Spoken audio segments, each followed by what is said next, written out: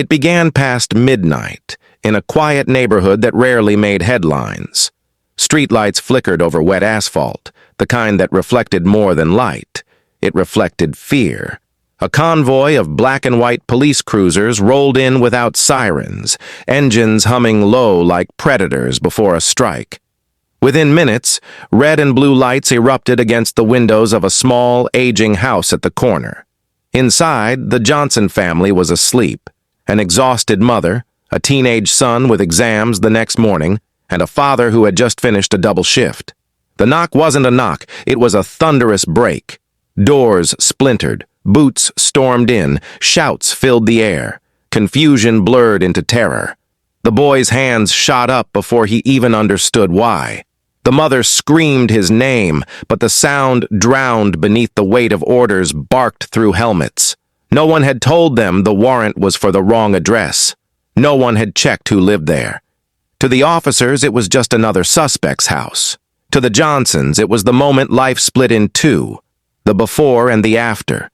As flashlights swept across family photos on the wall, one beam froze on something unexpected. A small wooden box, half buried under old newspapers, had fallen open in the chaos.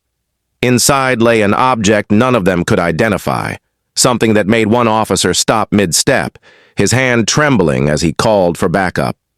Outside, neighbors peeked from behind curtains, phones recording, whispers spreading before anyone knew the truth. By sunrise, the raid would make national news. But what they discovered in that small box would change not just one family's life, but an entire city's perception of justice. Morning arrived heavy, slow, and unreal. The Johnson house stood in silence, its front door hanging by one hinge, its walls bruised with footprints and flashlights' residue. The air smelled of splintered wood and confusion. Outside, a crowd gathered, neighbors whispering fragments of disbelief. Reporters would soon arrive, but for now, only the echo of last night's raid filled the space between breaths. Marcus Johnson sat at the kitchen table, hands still trembling. He was 17, tall for his age, a student who dreamed of becoming an engineer. His textbooks lay open on the floor, pages torn by the officers' boots. The smell of pepper spray lingered in the room, a reminder that his home had been mistaken for a battleground. His mother, Althea, moved like a ghost, cleaning without purpose. Every few seconds she would pause, her eyes darting toward the corner where the wooden box had been taken. She didn't know why it mattered, only that it did.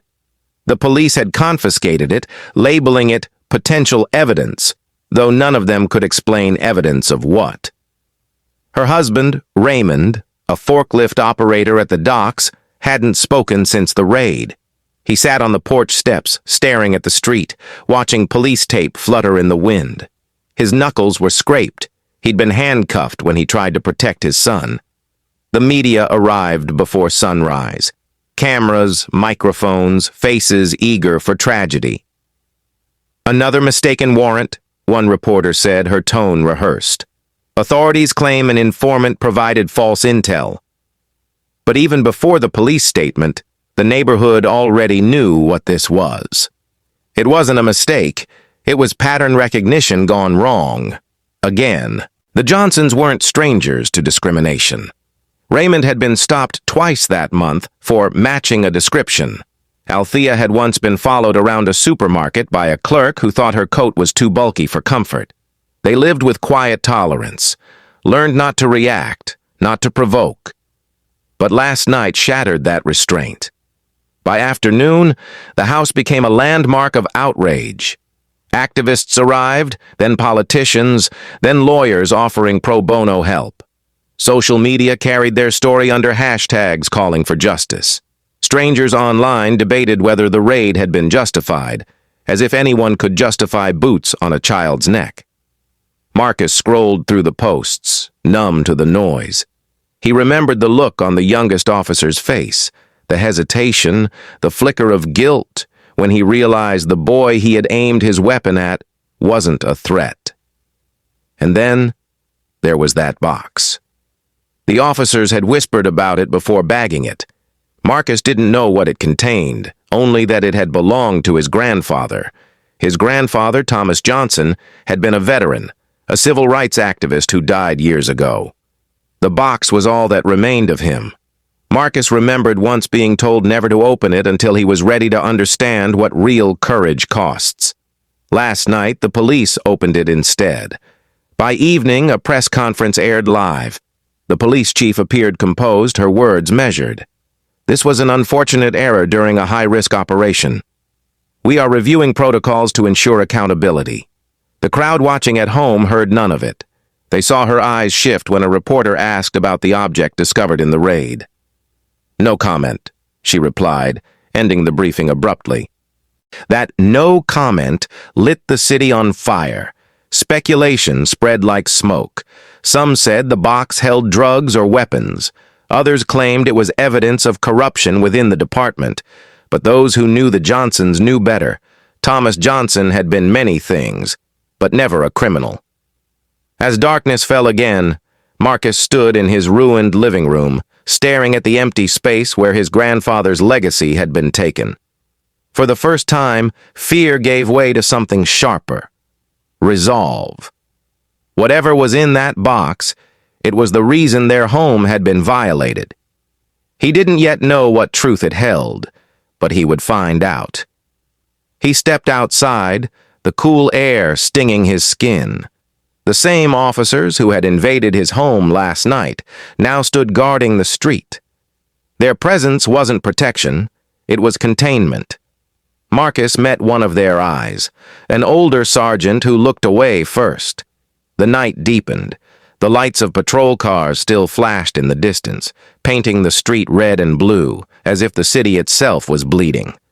Somewhere inside a police evidence room, the wooden box sat sealed, tagged, and forgotten, at least for now. But beneath that lid was something that refused to stay buried. Something that would soon force the entire department, the city, and the country to face what they had chosen not to see. The wooden box lay in the evidence locker of District 17, sealed in a clear bag labeled confiscated material, pending classification. To the officers who handled it, it was another piece of property caught in procedural limbo. To Marcus, it was the thread holding together everything his family had lost.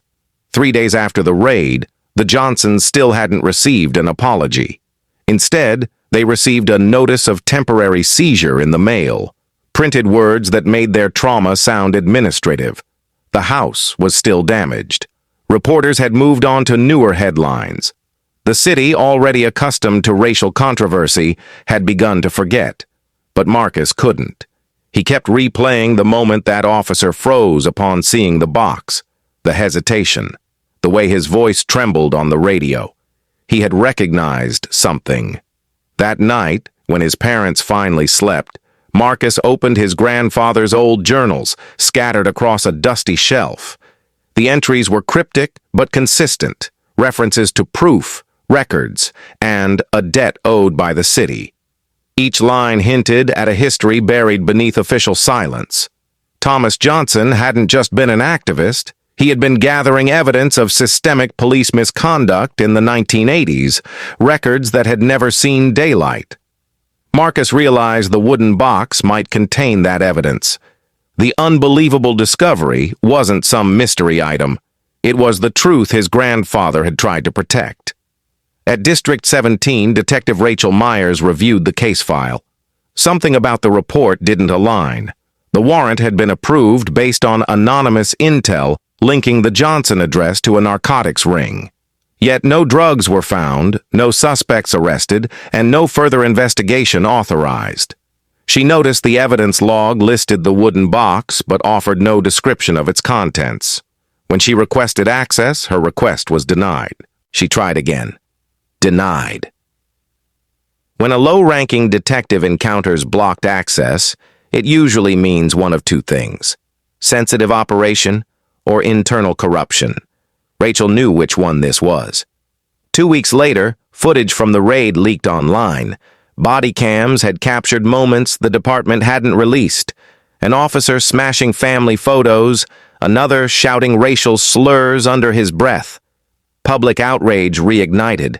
The city's mayor promised an independent review, the phrase that meant little and changed nothing. Raymond and Althea were summoned to give statements.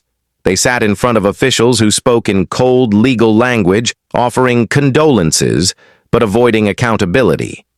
Raymond's silence fractured that day. He demanded answers, his voice trembling not from fear but rage. "You came into my home with guns. My son could have died." "For what?" No one answered. That evening, as Althea watched her husband's frustration turn to exhaustion, she saw Marcus leaving again. He had become quieter, sharper, his eyes heavy with something beyond grief. He wasn't just angry, he was calculating. He had started reaching out to people, activists, journalists, lawyers, even one retired officer who had once worked with his grandfather. Piece by piece, a picture formed. Decades ago, Thomas Johnson had uncovered evidence that several senior officers had covered up multiple wrongful arrests targeting black families.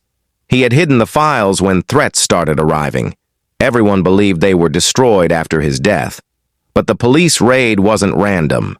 Someone had found out the Johnsons still had that box. Marcus understood now. The mistaken warrant was a lie. It was a retrieval mission. Meanwhile, inside the department, Rachel Myers found herself cornered. A supervisor warned her to let it go. She ignored him. Using her clearance, she accessed internal archives from the 1980s. She found records of cases marked closed due to lack of evidence, all connected to black defendants who had disappeared from official history. The same names appeared in Thomas Johnson's journal. When she compared handwriting samples from the old case files to current officer rosters, she found one match, a senior official still active in the department. Deputy Chief William Rourke. Rourke had signed off on the Johnson raid. Rachel realized the cover-up never ended. It simply evolved. She downloaded copies of everything she found and contacted a journalist known for exposing police corruption. But before she could send the files, her system access was revoked. Her office was searched. Her phone stopped working. The next night, a black SUV followed her home. She understood the message: silence or destruction. Marcus's investigation brought him to an old friend of his grandfather, a retired judge named Samuel Price. The man lived alone, far from the city. His memory was failing, but his words carried the weight of regret. "Your grandfather trusted the wrong people," he told Marcus. "He tried to reveal the truth through official channels. They shut him down. That box, you can't let them bury it again." Marcus recorded everything. The judge mentioned that the documents were supposed to expose not just misconduct, but an entire chain of fabricated cases, innocent men imprisoned to inflate arrest statistics. The story was bigger than Marcus imagined, but the police moved faster. 2 nights later, an unmarked car parked outside the Johnson home. The next morning, Marcus's laptop was missing, along with his phone. The front door was ajar, yet no forced entry was recorded. Raymond filed a complaint, but no one investigated. Rachel, now suspended for unauthorized access, reached out to Marcus anonymously. She had seen his name in internal chatter. They were tracking him. She warned him to leave the city, but he refused. "They already took everything," he said. "I'm not running." The tension in the city grew unbearable. Protests erupted outside police headquarters. Community leaders demanded transparency. The chief held another press conference, denying all allegations. But Marcus noticed her tone, calm, rehearsed, and afraid. That night he broke into District 17. He had memorized the building's layout from online floor plans. Security was minimal after midnight. Cameras were old, motion sensors inconsistent. He reached the evidence room unnoticed. There it was, the wooden box, sealed, tagged, forgotten. He picked it up, his heart pounding. Inside, he found a bundle of papers wrapped in cloth, faded photographs, handwritten notes, signatures of officers still serving. mugshots of men listed as deceased. One folder was stamped with the words, Operation Clean Sweep Confidential. The documents detailed a decades-long operation targeting poor black neighborhoods. Arrest quotas, planted evidence, fabricated warrants, all to secure funding and promotions, names of victims, years of data, and one more thing, a ledger showing payments from private prison contractors to local law enforcement officials. It wasn't just racism, it was a business. He photographed everything, stored digital copies in encrypted drives, and mailed them to several journalists before sunrise. But someone was already waiting outside when he returned home. 2 officers, unmarked vehicle, calm voices. "We just need you to come with us for questioning." He refused. They grabbed him. A struggle broke out. His father intervened, shouting, "You're not taking him!" A gun went off. The world froze. The bullet hit Raymond's shoulder, missing his heart by inches. The officers fled before backup arrived. The story exploded across national media. Family involved in police clash after wrongful raid. But now, this time, there was evidence. Real, undeniable evidence. Journalists began releasing Marcus's leaked documents. Networks aired stories of decades-long corruption. The city descended into chaos. Protests, resignations, federal investigations. Deputy Chief Rourke vanished from public view. Rachel reappeared, publicly confirming the authenticity of the files. But Marcus disappeared too. No one saw him after the night of the shooting. Rumors said he'd gone into hiding. Others said he'd been taken. But the truth, like his grandfather's box, had already escaped containment. The discovery was no longer just his family's story. It became the mirror in which the entire nation saw its reflection and recoiled. The city had crossed the threshold between order and reckoning. Every channel showed the same footage, crowds flooding downtown streets, chants echoing against police barricades, flames consuming symbols of authority. Protesters carried signs with Marcus's name. Others carried enlarged copies of the leaked documents, held high like relics of truth. District 17's headquarters became a fortress. Steel barriers, armored trucks, and rows of riot shields lined the perimeter. Inside, officers stood in uneasy silence, the weight of exposure heavier than their armor. Files were shredded, drives wiped, reports rewritten in panic. But the evidence had already escaped into public archives. The Department of Justice announced a federal investigation. The mayor resigned live on television. Deputy Chief Rourke, once untouchable, was now a fugitive. His image broadcast alongside the words, "wanted for obstruction and conspiracy." Still, Marcus was missing. For his mother, every sound outside was a ghost returning. For his father, recovery was a slow war against pain and memory. He refused to leave the house, determined that when Marcus came back, someone would be there to open the door. In the city morgue, a body arrived 2 weeks later, unidentified, male, late teens. It bore the signs of restraint and bruising. A folded note was found in the pocket. "Truth belongs to everyone." Authorities hesitated to confirm the identity, but Althea didn't. She knew before she saw him. The silence that followed wasn't grief. It was something colder, a kind of clarity. Marcus's death transformed the protests into something uncontrollable. The movement no longer sought justice. It demanded judgment. Police lines crumbled. Officers refused orders. A single spark of rage became an inferno that consumed institutions. Detective Rachel Myers stood at the courthouse steps, watching the crowd. She had leaked the final files, the ones she had withheld to protect her own safety. They proved that Rourke and several high-ranking officials had orchestrated fake raids to seize incriminating material over the years, including the one that killed Marcus. The governor declared a state of emergency, but the people refused to leave. In the chaos, one scene unfolded that no camera captured. A solitary officer, stripped of badge and gun, standing in front of a mural freshly painted across a city wall. It showed Marcus, eyes lifted upward, half in shadow, half in light. Beneath him, a single phrase. They called it a raid. We call it a beginning. The officer, one of those who had stormed the Johnson home, fell to his knees. Around him, the city's noise became distant. He had fired no bullets that night, but he had followed orders. That realization hollowed him. He reached into his pocket and placed something on the ground, a small police patch torn from his uniform. Then he walked away. Across the nation, coverage intensified. Congressional hearings began. Former officers confessed under immunity.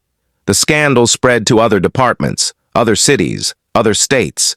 What began as one wrongful raid had unraveled an entire system's mythology, but truth has a price. The Johnson home became both shrine and evidence site. Visitors left candles, photos, letters. Althea refused interviews. Raymond, still weak but alive, spent his days rebuilding the front door. He said nothing to reporters. When asked how he felt, he answered only once. "We warned them." They never listened. In the federal archives, a copy of Thomas Johnson's original notes was placed under permanent preservation order. On the last page of his journal, scrawled in fading ink, was a line Marcus had underlined weeks before his death. "Justice isn't what we ask for. It's what we uncover when lies collapse."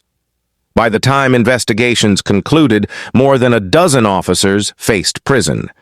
Rourke was found dead in an abandoned warehouse, gunshot wound, self-inflicted.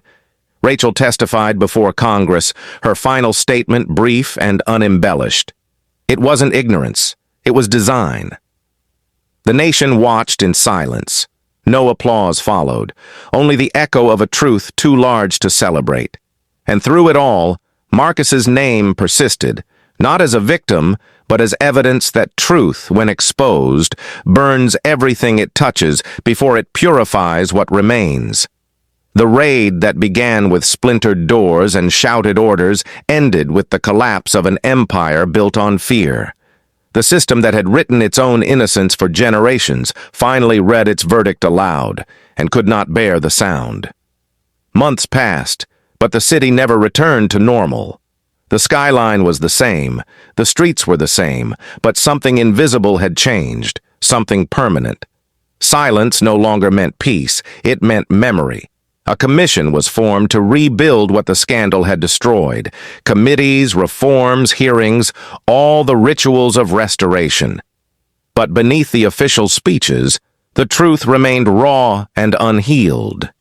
The faces of those who had lost everything were not invited to testify. They didn't need to. Their absence said more than words could. The Johnson house was repaired, but Althea never moved back into the main bedroom. She left Marcus's room untouched, the textbook still open, the unfinished essay still on the desk. Some nights she sat in the doorway, not to mourn, but to guard. She said it wasn't grief that kept her awake. It was responsibility. "If we sleep," she once told a reporter who ignored her request for privacy, "they'll rewrite it again." Raymond's shoulder healed, though his heart did not. He stopped speaking at rallies. He didn't trust microphones or politicians. Instead, he taught neighborhood kids how to fix things: bicycles, furniture, radios.